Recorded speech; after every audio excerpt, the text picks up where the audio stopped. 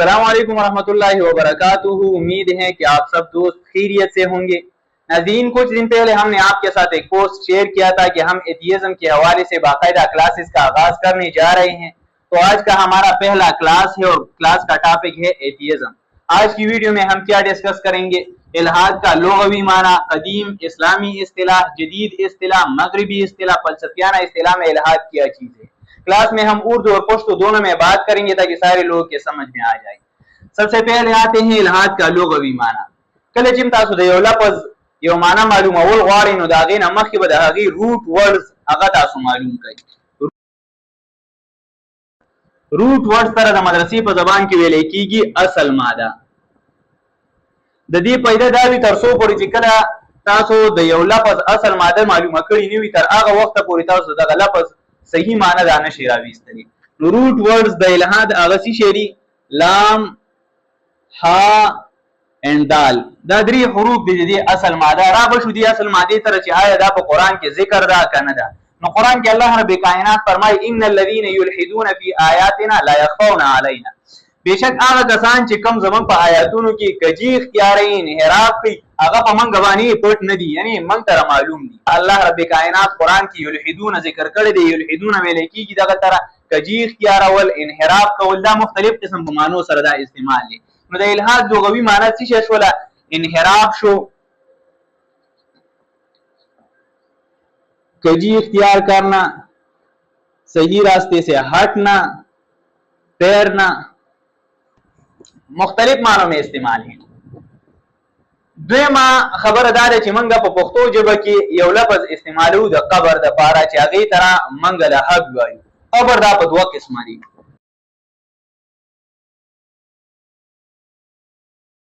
नुदी तरह वेले की शापा او یو خبر داسې وی چې هغه کې دا کومه چې کم کند وی هغه دا په یو طرف کې واقع وي دي تر ویل کېږي لحد.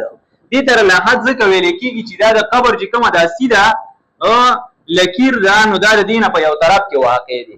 ملحدین ته ملحدین ځکه ویل کېږي چې دوی د صحیح لارې نه یعنی د اسلام نه دا په یو طرف کې واقع دي نو دي د وجه نه دي تر څو ویل کېږي ملحدین ویل کېږي. یعنی اصل لار چې کوم د الله رب کائنات ته تګوا هغه دوی پریخي دی یو بل لار اختیار کړی دی یعنی الله پاک ته تل نه غواړي نو دې د وجه نه دي تر ملحدین هم ویل کېږي. نو د الحاد اصل معنی د اچي شی شولا انحراف شولا کجی شولا हटना पैरना دا په مختلف معنوں سره دا استعمال لے.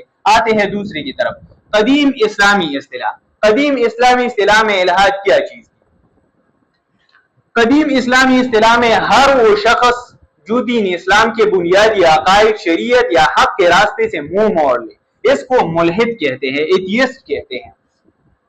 قدیم اسلامی اصطلاح کی دا خبر ہوا چاغے کی دا ټول خلق براتل ایواز دا خلق بنراتل چې یاره د الله رب کائنات نه انکار وکړي نه چې کوم د بنیادی عقاید چې د اسلام دي دا غي نه انکار وکړي دا ملحد دی. د شریعت د یو حکم نه انکار وکړي دا ملحد دی. نو دا ټول په دې کې شامل دا ټول په دې کې دې طرف ملحدین ویلي. دویم طرف ترازو جدید اصطلاح چې کوم وسانه اصطلاح د پاغي کې ایتھیزم دا څه شي دی. ایتھیست چا طرف ویل کیږي؟ ایتھیست ویل کیږي وجود باری تعالی کا صاف انکار کرنے والے شخص کو کیا کہتے ہیں؟ ایتھیست. ہر وہ شخص جو وجود باری تعالی کا صاف انکار کرے کہ اللہ رب کائنات موجود نہیں ہے تو اس کو کہتے ہیں ایتھیست. یہ جدید اصطلاح ہے اور اس کا نظریہ کیا ہے؟ कहते हैं कि कायनात का कोई खालिक नहीं, कायनात खुद बखुद वजूद में आया है. तीसरी की तरफ चौथी की तरफ आते हैं क्या है? मगरिबी इस्तिलाह. ये इस्तिलाह ऐसा है कि इस पर मुख्तलिफ किस्म के एतराज़ात वारिद होते हैं. बहरहाल हम इसकी तारीफ आपके सामने रखते हैं कि person who believe there is no god or god राबशु फलसफियाना इस्तिलाह तरह चलो फलसफे पर जब की दा इल्हाद चीज दी. फलसफियाना इस्तिलाह दादा इल्हाद सिर्फ इनकार का नाम नहीं बल्कि ये कायनात की हकीकत को समझने का एक मटीरियलिज्म है.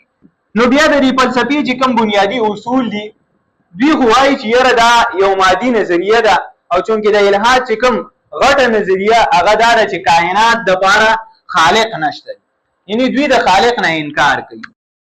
द्वी वाई कायनात पखपल बानी वजूद तरागल दे हुई दा खालिक न دی راوسته. صحیح ده. نو دوی دا نظریه د فلسفیانه چې کوم بنیادی اصول دي هغه رد کوي. د دوی دا نظریہ څنګه رد کوي؟ فلسفے کا ایک بنیادی اصول ہے کہ ہر وہ چیز جو پہلے سے موجود نہیں تھی اور اب موجود ہے تو اس کے لیے ایک خاص کا ہونا لازمی ہے. مطلب دا دی چې په کائنات کې هر هغه څیز چې مخکې موجود نه و او اوس وجود ته راغلی دی نو دې لپاره به یو کاز یو سبب دا خامخا وي د هغه سبب په بنیاد باندې دا وجود ته راغلی دی. نو دوی ته نه چې خبره وکړي چې یاره تاسو وایي چې کائنات په خپله باندې وجود ته راغلی دی نو کائنات خو مخکې موجود نه و د دې لپاره سبب علت دا څه شی و. نو موږ ورته وایو چې د دې لپاره خامخا خالق ضروري دی. دوی وایي کائنات ځان په خپله باندې جوړ کړی یعنې د دې لپاره هېڅ کاز دا سبب نشته دی. نو موږ ورته وایو چې یله دا کائنات ځان په خپله باندې جوړو آیا کائنات مخکې موجود و؟ هغوی وایي کائنات موجود نه و ځکه ځان په خپله باندې جوړ کړو. نو موږ ورته وایو چې سیلف کریشن از امپاسبل. نو موږ یو پوښتنه د دوی نه دا کوو چې یونیورس مخکې نه موجود نه و د دې هېڅ نام و نشان نه و نو nothing's come out of nothings नहीं से हमेशा नहीं बंदी है. نو چې کائنات مخکې نه و او ته وایې چې یاره په خپله باندې دا وجود ته راغلی دی نو ما سره عقلي طور باندې یا یو دنیا کې یو پروف وښایه چې یاره یو څیز دغه شانې نه و چې مخکې موجود نه و په خپله باندې وجود ته راغلی دی بلا د څه سبب نه. دوی دا اعتراض په مسلمانانو باندې کوي چې یاره تاسو سره به زمونږ دا خبره ومنو چې د کائنات یو سبب یا د یو کاس په بنیاد باندې دا وجود ته راغلی دی خو دغه رنګي چې دا سلسله تاسو بوځئ په دې کازز کې مطلب دا د اسبابو چې کومه سلسله د شدیدي ته راولي دا په دې الله باندې ولې ودروي مطلب د دې نه مخکې تاسو ولې نه ځئ. نو موږ دوی ته یو مثال ورکو چې دلته دې زید دا ډېر سست سړی دی دا وایي چې یله زه به هله پاڅمه چې بکر پاڅي. بکر وویلي چې زه به هله پاڅم چې عمر پاڅي. عمر وویل چې زه به هله پاڅم چې عثمان پاڅي. عثمان وویل چې زه به سفیان چې کله سفیان پاڅي زه به بیا پاڅم. سفیان وویل چې پلان پلان پلان پلان پلان دا سلسله داسې روانه وه. نو چې دغه رنګې دا سلسله روانې آیا زید به پاڅي؟ نه پاڅي که نه ځکه چې دا سلسله داسې روانه ده هر یو ولا دا په بل باندې موقوف ده. نو چې موقوف ده او سلسله دغه شانې روانه ده نو دا زید نشي پاڅېدلی. نو صحیح ده که دلته یو خودمختاره کس وي مثال په طور باندې زاهد دی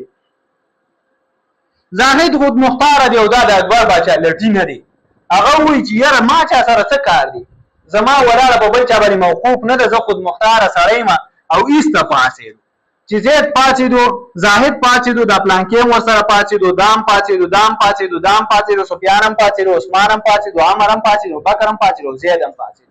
ولې پاڅېدو؟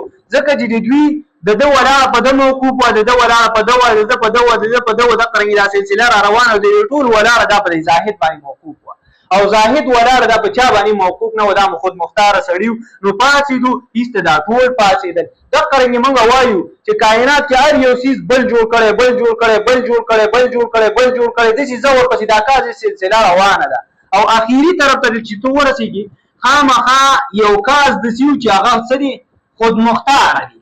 صحیح ده خودمختاره ذات دی او هغه دا وجود دا په بل چا باندې موقوف نه نو چې په بل چا باندې موقوف نه موږ وایو دا کائنات چې وجود ته راغلی دی د دغه فرست کاز په بنیاد باندې وجود ته راغلی ځکه چې هغه وجود هغه په بل چا باندې موقوف نه موږ ورته وایو چې یاره دغه فرست کاز دا الله رب کائنات دی او دغه فرست کاز دا ټول کائنات وجود ته راوړی ځکه چې خودمختاره دی که چېرته خودمختاره نه وي او دغه رنګې دا سلسله روانه وي کائنات به وجود ته نه وي راغلی نو فرست کاز موجود دی دغې طرح موږ خالق وایو او دغه خالق دی کوم نه چې تاسو انکار کوئ.